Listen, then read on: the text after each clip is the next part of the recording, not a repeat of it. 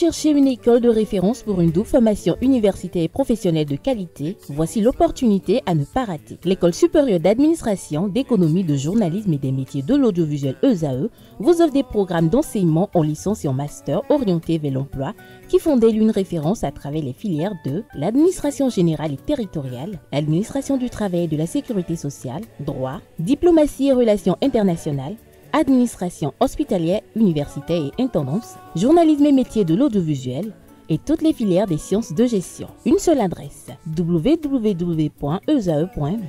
Rendez-vous dès maintenant sur nos campus ESAE Bedjromende au numéro 90 93 65 21 ou au numéro 98 98 14 00. Paracourt sur le numéro 52 46 12 12. Aboumé-Calavi au numéro 52 88 44 44. Akpata au numéro 52 88 33 33. ESAE, l'excellence a un nom.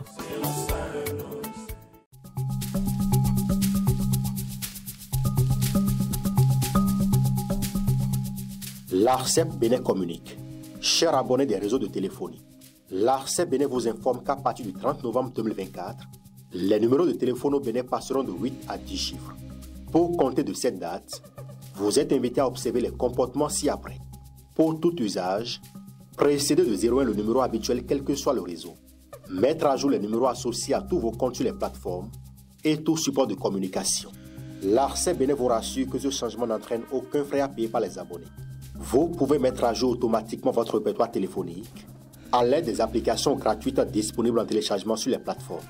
Appelez gratuitement le 131 ou le service client de votre opérateur pour tout renseignement complémentaire. Bonjour à nouveau, chers amis internautes. Nous démarrons cette une des journaux, comme il est de tradition sur ESAE TV, par le quotidien Maison, le quotidien béninois d'information générale et d'analyse L'Informateur, qui ce matin en manchette nous propose hausse des frais de transaction des monnaies numériques. Le gouvernement interpellé, le canard écrit en manchette qu'à l'affût de la moindre occasion pour cuisiner le pouvoir en place, l'opposition parlementaire interpelle le gouvernement sur l'augmentation des frais de transaction des monnaies numériques par les opérateurs GSM, Move Africa et MTN. Le député requérant souhaite surtout connaître les mesures envisagées par le gouvernement pour protéger les consommateurs. Retrouvez l'acte qui consacre la dite interpellation du gouvernement à la page 3 de la proposition. TICAD 9, le Bénin attire les regards au Japon, peut-on lire en deuxième de titre à la une. Mission préélectorale en Côte d'Ivoire. L'ancien président de la République du Bénin, Thomas Boniaï, à la tête des sages de l'Afrique de l'Ouest. Retrouvez l'essence de cette mission à la page 4 de la proposition. Adoption de la vision Bénin 2060 à l'AFIA. Daniel Eda suggère le respect du contenu. L'article à lire à la page 6 de la proposition. À l'oreille droite, le titre Journal École, pour envoyer les fidèles lecteurs à découvrir dans les colonnes de sa parution les quelques pages réservées aux productions journalistiques du jour des étudiants en formation sur les différents campus de l'ESAE, l'école supérieure d'administration, d'économie, de journalisme et des métiers de l'audiovisuel, ESAE qui est présente à Cotonou, Aboumé-Calavi et Paracourt. Le quotidien de service public La Nation ce matin en manchette s'intéresse à l'an 1 de la 7e mandature de la Haute Autorité de l'Audiovisuel et de la Communication HAC. Régulation renforcée du paysage médiatique, fait observer le canard. Il rapporte des témoignages éloquents qui vous sont retranscrits aux pages 2, 3 et 4. En illustration, vous avez la photo d'une session de la 7e mandature de la HAC. On aperçoit au premier plan le président de la dite institution, l'actuel président bien évidemment, la personne de Edouard Kokouloko. Vous avez à sa gauche immédiate le vice-président de la HAC, Maître Barré. On peut lire également à la une de La Nation de ce matin, finances publiques au Bénin, les entreprises d'État en meilleure santé financière. L'article en phase avec ce titre est à retrouver à la page 5 de la proposition. Fraternité, ce matin, manchette parle de questions orales Sur l'augmentation des frais de service Momo au Bénin, le gouvernement se justifie en attendant de convaincre les honorables députés. Retrouver des précisions sur la dite interpellation du gouvernement, laquelle émane de l'honorable Godonou. Retrouver des précisions à la page 3 de la proposition. On lit également à la une de Fraternité de ce matin, chagrin d'amour, se reconstruire après une déception amoureuse. Comme Kwasi, psychologue, clinicien et thérapeute de couple, je cite, la douleur amoureuse réveille souvent des blessures plus anciennes. Fin de citation. Retrouvez le dossier qui est publié aux pages 4 et 5. Le matinal ce matin en manchette, affaire Akponan et Adambi. Pas d'incidence sur la vie du bloc républicain, communique le matinal ce matin en manchette. Il écrit noir sur blanc et le souligne d'un gros trait rouge. Les assurances de porte-parole du parti politique Romaric Ogunwale sont à retrouver à la page 2 de la proposition de ce matin. Doctorat sur la transparence dans les marchés publics, Arnaud Adjanouga défend avec brio sa thèse. Il est élevé au grade de docteur en sciences politiques. Matin Libre poursuit dans la même veine communicative et titre ce matin en manchette. Soutenance de thèse à l'université de Parakou, Arnaud Alimi Adjanouga, docteur en sciences politiques.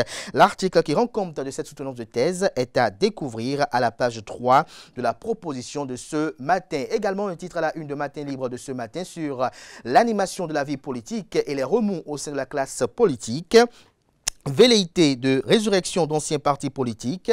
Après le parti du renouveau démocratique PRD, la renaissance du Bénin RB s'annonce. Le malaise de la réforme du système partisan perdure. L'article analytique de la rédaction est à retrouver à la page 2 de sa proposition. Le Béninois libère ce matin en manchette. Guéguerre Akponan Adambi, vu par le porte-parole du parti politique Bloc républicain en la personne du ministre conseiller Romaric Ogunwale. Un fait divers sans conséquence sur le parti politique, retient le Canard. Retrouver son compte rendu de cette sortie médiatique du porte-parole du Bloc républicain à la page 3 de la proposition. Vol de carburant à Kérou, la police interpelle des agents de sécurité complices. Multiplication des chantiers dans la capitale du Bénin, le président Patrice Talon acte le développement de Porto Novo. Le potentiel, ce matin en manchette, culte d'action de grâce dans le département du Borgou. Chez les Célestes, Rachid Guadamassi parle des valeurs humanistes du président Patrice Talon, la résolution de la crise et l'unification des fidèles de l'église du christianisme céleste rehausse la cote du chef de l'État. Le ministre conseiller à la défense salué pour son humilité et son soutien dans le financement des lieux de culte.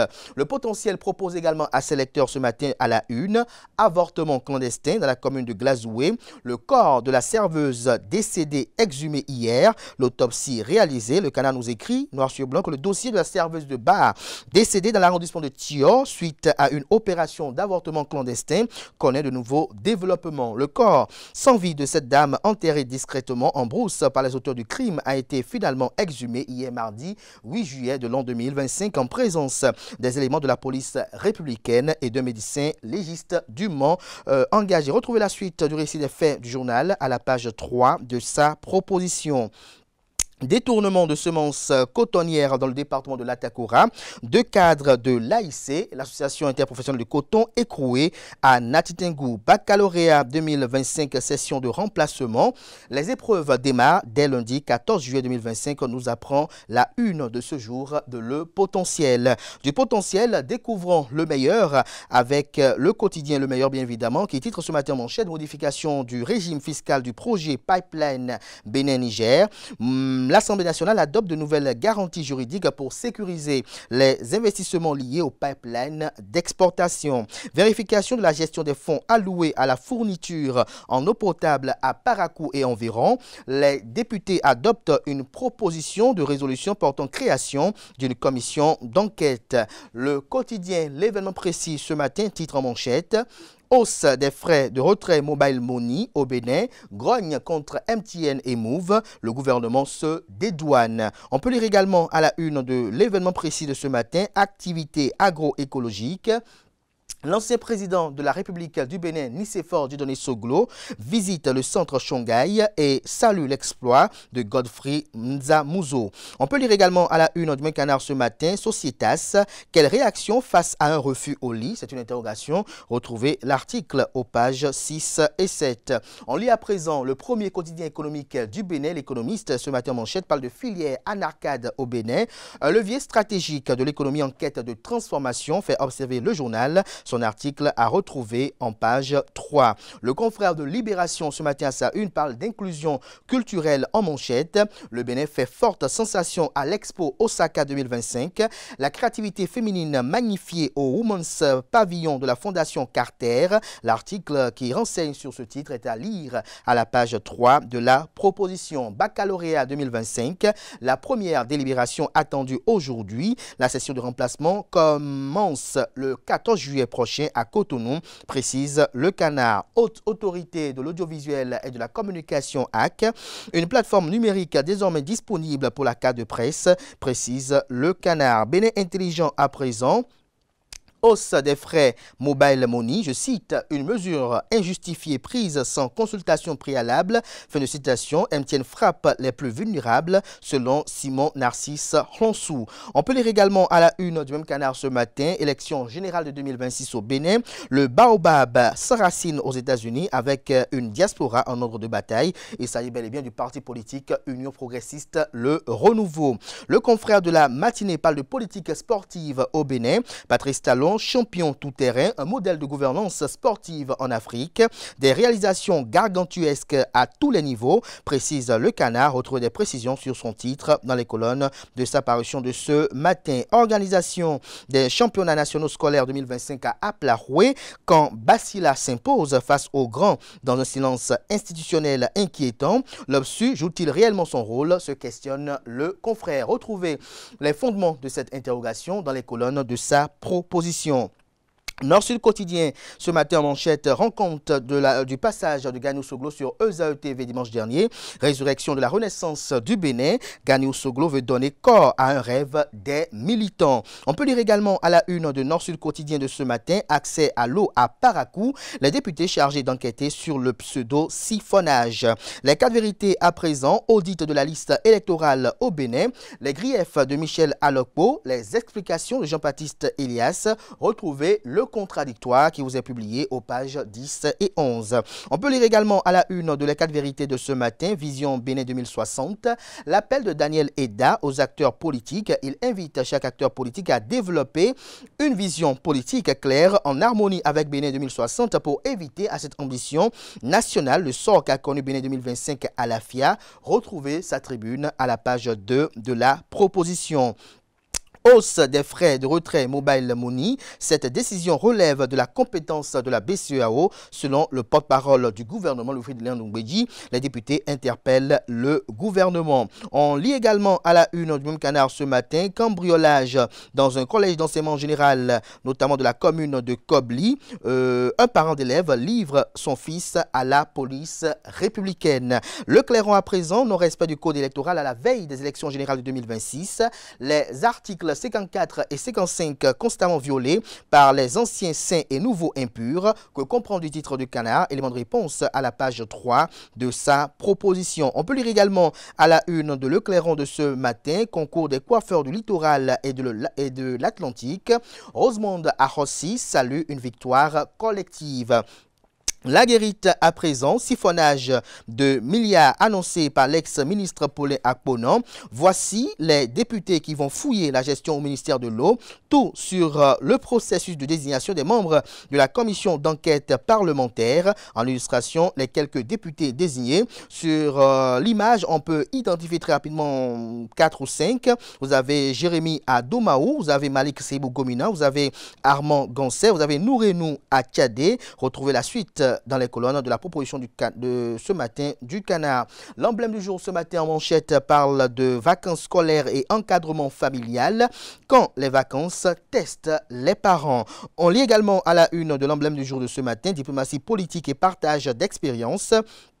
Le Gabon à l'école des réformes béninoises. Le pays émergent ce matin, Mercato Festival. Le béninois Sheriff Baba Yaya signe à Nottingham Forest Première Ligue anglaise. J'y arrive. David Syriac Chala, le grand artisan de ce transfert, l'US Craqué, la référence en matière de formation, estime le Canard en se réjouissant. Le Télégramme ce matin à sa une également parle de transfert mobile money comme bien d'autres parutions de ce matin. Le gouvernement se dédouane de l'augmentation des frais de retrait. Les députés interpellent l'exécutif sur la hausse des transactions. Retrouvez la dite interpellation. Fois à présent, agro-industrie, la mécanisation agricole du Ghana pour une école pour le Bénin. La mécanisation agricole du Ghana, une école pour le Bénin. Le Canard écrit qu'au Bénin comme au Ghana, l'agriculture occupe une place de choix dans le PIB des deux pays. Au Ghana, le secteur agricole contribue à hauteur de 21% du PIB et emploie environ 35% de la population active.